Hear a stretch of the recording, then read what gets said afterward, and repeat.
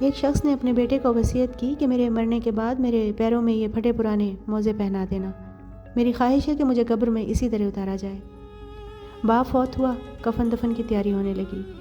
بیٹے نے عالم دین سے باپ کی وصیت کا ذکر کیا، مگر انہوں نے اجازت نہ دی اور فرمایا کہ ہمارے دین میں میت کو صرف کفن پہنا کر دفن کرنے کی اجازت ہے، ساتھ اور کچھ نہیں جا سکتا۔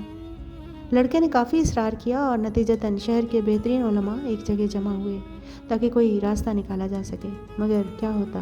حتمی فیصلہ یہی تھا کہ میت خالی ہاتھ ہی قبر میں اتاری جا سکتی ہے۔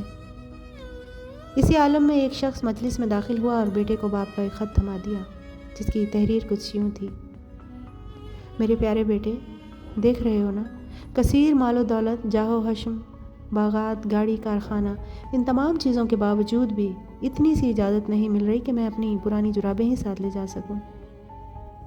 ایک روز تمہیں بھی مرنا ہے، یاد رکھنا، اسی طرح تمہیں صرف ایک ہی کفن میں دفنا دیا جائے گا، لہٰذا کوشش کرنا کہ جو مال و دولت میں نے ورثہ میں چھوڑی ہے اسے نیک راہ میں خرچ کرنا، بے سہاروں کو سہارا دینا، قبر میں ساتھ صرف اعمال جائیں گے۔ یاد رکھیں، ہمارے ساتھ بھی پرانی جرابیں تک نہیں جائیں گے۔